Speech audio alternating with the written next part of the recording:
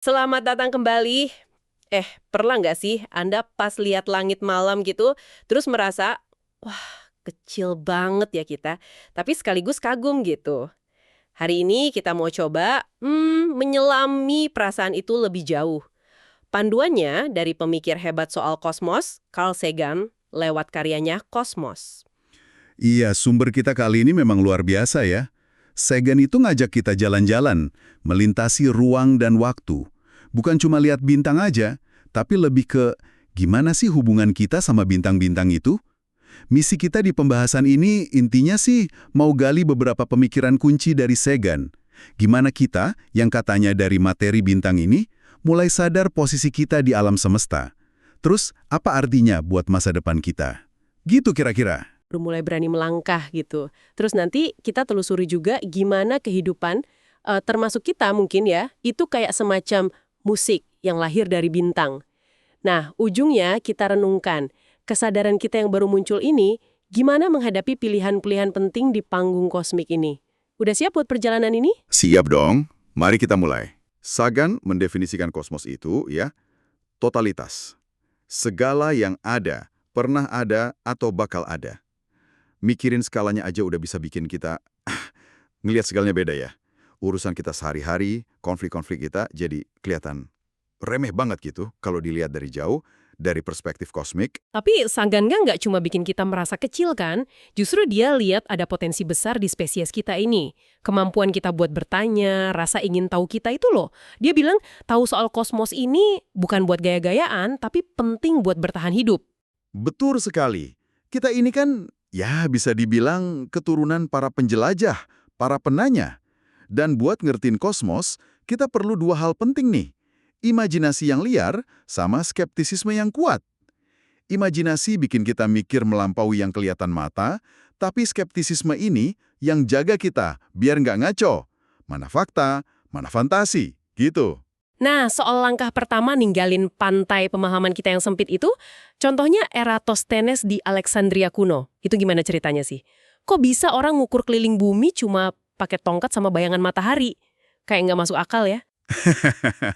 Iya, kedengarannya gitu. Tapi ini contoh keren banget gimana observasi sama logika bisa bekerja.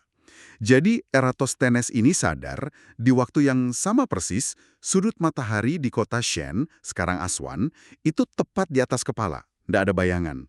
Tapi di Alexandria, di utara, tongkat ada bayangannya.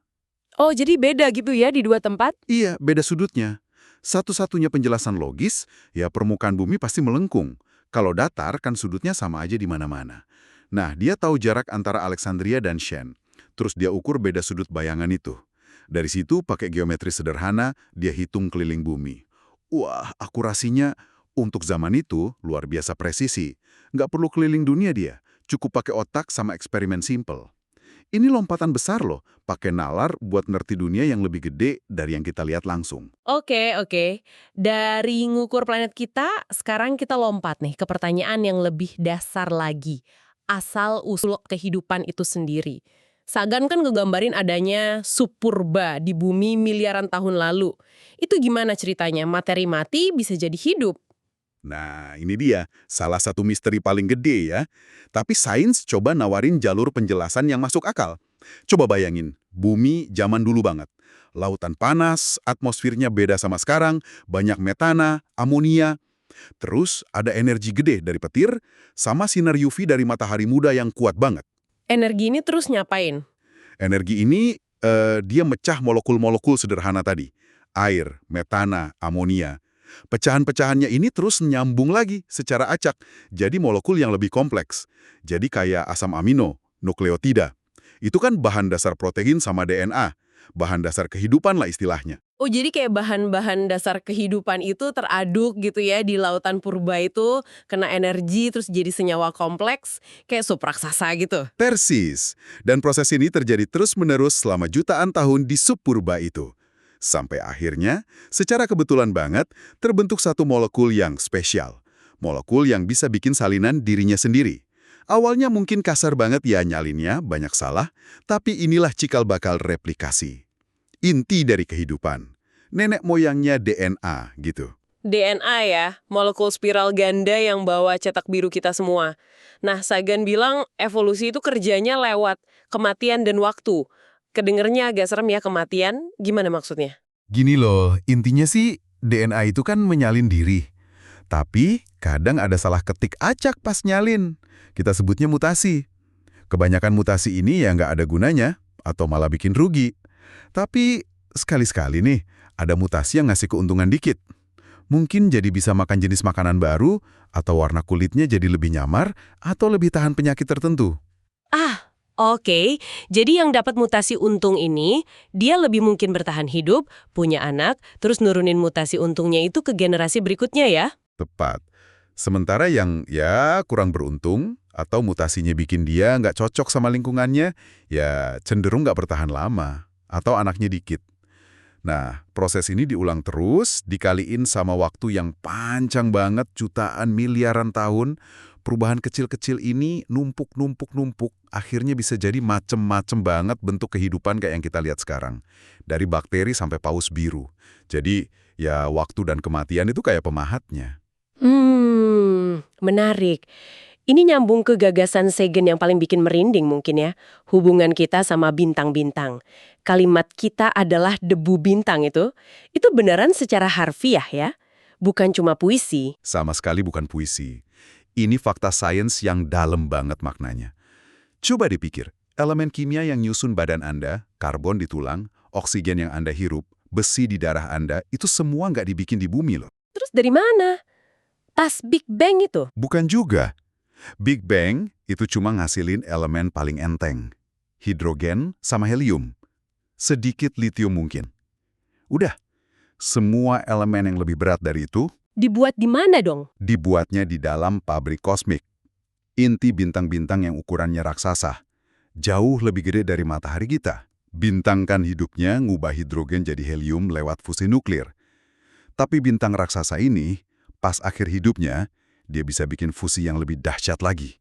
Bikin karbon, oksigen, nitrogen, silikon, sampai besi. Wah, terus gimana caranya elemen-elemen itu bisa keluar dari bintang dan ya nyampe ke kita di sini? Lewat kematian bintang yang paling dramatis, supernova. Jadi pas bintang raksasa ini kehabisan bahan bakar nuklirnya, intinya itu ambruk karena gravitasinya sendiri, terus lapisan luarnya meledak keluar dengan kekuatan yang, wah, gak kebayang deh. Ledakan supernova inilah yang nyebarin semua elemen berat yang udah dia masak di intinya ke seluruh penjuru galaksi. Jadi, awan gas sama debu sisa ledakan bintang itu yang udah kaya sama elemen berat bisa jadi bahan buat bikin bintang baru lagi sama planet-planetnya. Persis, tata surya kita ini, termasuk bumi, termasuk kita semua, itu terbentuk dari puing-puing bintang generasi sebelumnya yang udah meledak. Jadi atom karbon di jari Anda, atom besi di darah Anda itu secara harfiah pernah ada di dalam inti bintang yang udah mati miliaran tahun lalu. Terus terlontar ke angkasa, ngumpul lagi jadi bumi. Kita ini benar-benar terbuat dari abu bintang. Gila sih kalau dipikirin. Bener-bener ngubah cara kita ngelihat diri sendiri ya. Kita bukan cuma numpang di kosmos, kita ini ya perwujudan dari kosmos itu sendiri yang jadi sadar. Betul. Dan ini langsung nyambung ke pertanyaan berikutnya kan. Kalau bahan baku kehidupan, elemen-elemen berat itu ternyata ada di mana-mana di galaksi, disebar sama supernova. Terus proses kimia yang bikin molekul organik kompleks kayak di supurba bumi itu mungkin juga bisa terjadi di planet lain yang kondisinya mirip. Seberapa umum dong kehidupan di luar sana? Musik kehidupan kita di bumi ini cuma solo? Atau jangan-jangan bagian dari paduan suara kosmik yang rame banget? Pertanyaan yang bikin mikir panjang ya. Tapi setidaknya kita ini bukti nyata nih, kalau materi bintang minimal di satu tempat ini bisa jadi sadar, bisa mikirin asal-usulnya. Nah, gimana evolusi ngebawa kita sampai bisa mikirin kosmos gini? Sagan kan bahas evolusi otak kita juga. Iya, dia ngegambarinya itu kayak evolusi dari dalam keluar. Bagian paling dalam, batang otak, itu warisan reptil kita. Ngurusin fungsi dasar banget. Napas, detak jantung, insting dasar kayak agresi, teritorial, hierarki gitu. Terus di luarnya lagi, Ada sistem limbik. Ini lebih berkembang di mamalia. Pusatnya emosi. Cinta, takut, marah, seneng.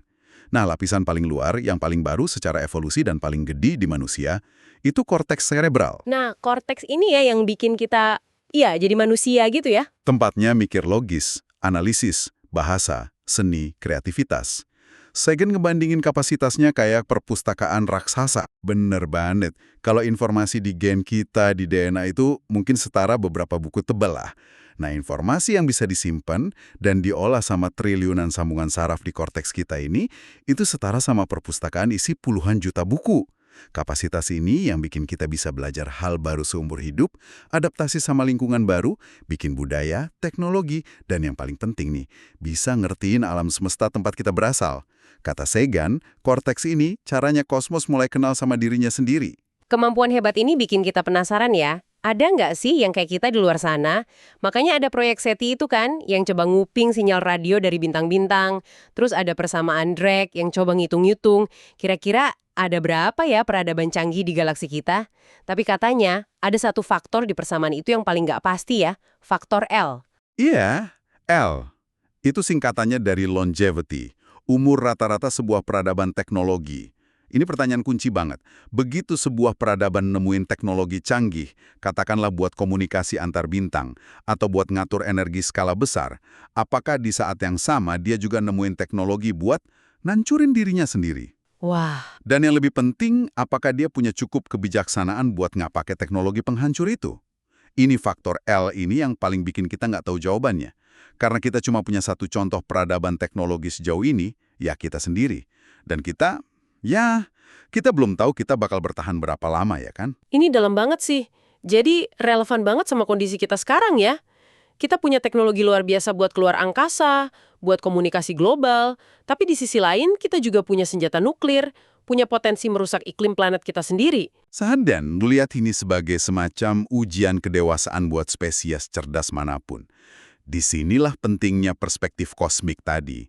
Waktu astronot lihat bumi dari bulan, kan nggak ada tuh garis batas negara. Yang kelihatan cuma satu planet biru, cantik, tapi kelihatan rapuh juga.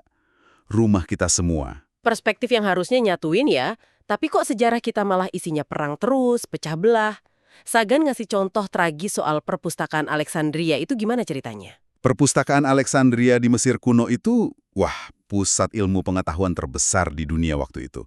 Isinya gulungan papirus, buku-buku dari berbagai peradaban, ilmuwan, filsuf dari mana-mana datang ke situ buat belajar, diskusi, debat, benar-benar tempat pencerahan. Terus kenapa bisa hancur? Sayangnya, semangat keterbukaan dan pencarian ilmu ini akhirnya kalah sama fanatisme, ketidaktahuan, kerusuhan politik juga. Perpustakaannya dibakar beberapa kali dalam sejarahnya. Dan puncaknya mungkin kisah Hipatia. Dia filsuf perempuan, ahli matematika, astronom. Simbol terakhir dari semangat Alexandria itu. Dia diseret dari keretanya dan dibunuh secara brutal sama massa yang udah dibutakan kebencian. Astaga, ngeri banget ya. Jadi kayak peringatan gitu ya, betapa rapuhnya ilmu pengetahuan itu dan betapa gampangnya kita bisa mundur lagi ke zaman kegelapan kalau nggak hati-hati. Jangan-jangan kita bisa ngulangin kesalahan itu lagi, tapi sekarang skalanya planet. Nah, itu dia pilihan yang ada di depan mata kita sekarang. Menurut Sagan, teknologi yang sama, misalnya roket, bisa buat ngirim wahana ke Mars buat cari tanda kehidupan, tapi bisa juga buat ngirim hulu ledak nuklir. Radio, bisa buat dengerin sinyal dari bintang jauh, bisa juga buat nyebar propaganda kebencian. Komputer, bisa buat simulasi iklim biar kita paham cara nyelamatin planet, bisa juga buat ngerancang senjata yang lebih efisien.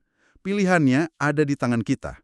Jadi pada akhirnya pertanyaan siapa yang berbicara untuk bumi itu bukan cuma soal ngomong sama alien ya, tapi lebih ke gimana kita ngomong ke diri kita sendiri sebagai satu spesies penghuni planet ini.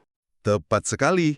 Sagan bilang kelangsungan hidup kita ini bergantung banget sama kemampuan kita buat memperluas rasa loyalitas kita.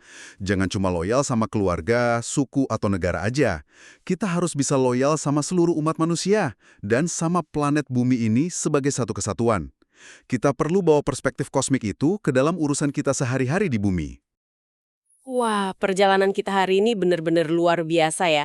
Mulai dari berdiri di tepi samudra kosmik, terus ngelihat gimana kehidupan bisa muncul dari debu bintang, sampai akhirnya muncul kesadaran kayak kita ini yang bisa mikirin semua ini. Kita ini, kata Sagan, caranya alam semesta mikirin dirinya sendiri. Dan dalam skema kosmik yang segede ini, Tiap manusia, tiap pikiran, tiap kesadaran itu sesuatu yang luar biasa berharga loh. Kayak yang Sagan bilang, Anda mungkin nggak bakal nemuin yang persis sama kayak Anda di antara 100 miliar galaksi sekalipun. Bener juga ya, pemikiran yang bikin kita ngerasa, berarti di tengah semua keluasan ini, oke, sebagai penutup nih, mungkin kita bisa bawa pulang pertanyaan reflektif dari Sagan ini. Coba bayangin, ada sekumpulan atom hidrogen, terus Anda kasih waktu 15 miliar tahun buat berevolusi di dalam kosmos ini. Kira-kira jadinya apa ya? Jawabannya kayaknya sih ya ada di sekitar kita ini. Ada di dalam diri kita juga. Kita ini potensi kosmos yang jadi nyata. Pertanyaan selanjutnya ya, kita mau ngapain dengan potensi ini? Mau milih jalan ke bintang-bintang atau jalan kehancuran? Sains dengan caranya yang selalu menguji bukti dan terbuka buat mempertanyakan segalanya, itu mungkin panduan terbaik kita buat milih jalan yang benar.